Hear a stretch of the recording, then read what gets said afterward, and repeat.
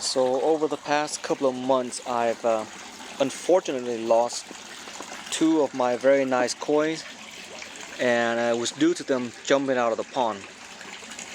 And they had jumped over there to that area where the drum filter is, and also right here under the sink area. And it was very concerning because typically when a koi jumps, if you happen to be there, you can catch them and put them back in. But one of my maybe like 18-inch koi, it jumped out and somehow it hit its head on the concrete down there, and it didn't make it.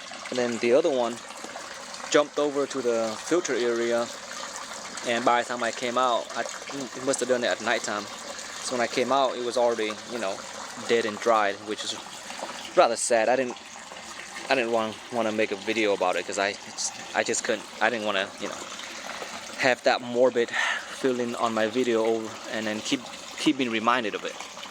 So anyways, decided to build a border fence around my pond, and also kind of keeping the style that's consistent with the mostly wooden color and natural wood that we have around the yard. And these are actually just beams that I purchased. These are 4 by 12, and luckily we're not under that high cost of lumber period like about 2 years ago or a year and a half ago. So these beams were actually pretty affordable.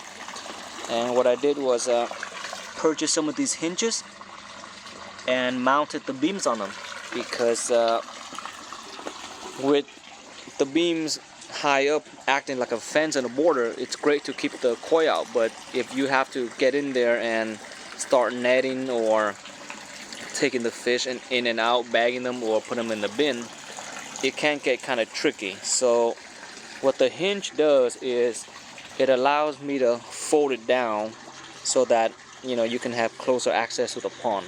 So let me show you how it works. And this is kind of heavy, so I'm gonna see if I can do it by one hand, but it's like this. So you just fold it down, and there you go.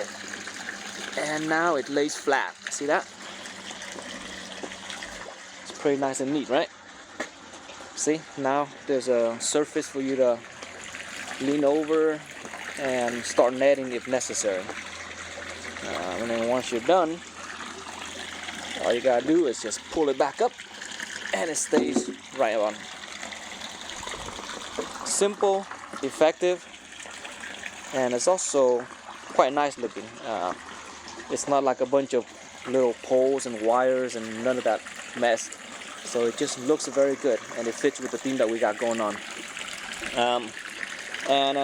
Regarding these beams, I use the same method for protecting them as I did on the deck, which is basically buying just inexpensive Douglas fir lumber and then do a rough sand around it, then using 2 coats of linseed oil,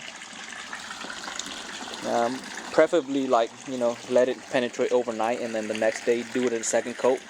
And then afterwards I did 2 more clear coats of UV resistant deck sealer, the kind of stuff that you can buy at Home Depot or Sherwin-Williams. They come in like a 1-gallon can. It's the same stuff that I use on the back fence over there, and that's 2 years already, so it hasn't worn out and it still maintains the color. So it's quite durable with this method, because the oil seeps very deep inside the fiber, which protects it, and then the clear coat with the UV resistant property just keeps everything nice and the color maintains it for a very long time. And just the fact that it was quick and simple, didn't have to think a lot about it, made it a lot easier. And now I have an extra perhaps 11.5 inches of height along the border of the fence. Makes it a lot harder for the fish to jump. Now I know these fish can jump rather high if they want to, but for the most part I think around 11-12 inches above the water level like this, especially when the water level is a good 4 inches below the original border of the pond, then you're talking about like a good 16 inches or so, 14, 15, 15-16 inches of height, so it's unlikely that they'll jump. So hopefully this keeps them safe for now. And inside this pond there's actually a number of new bennywoi, but I'm not ready to showcase them yet. I have to kind of fatten them up and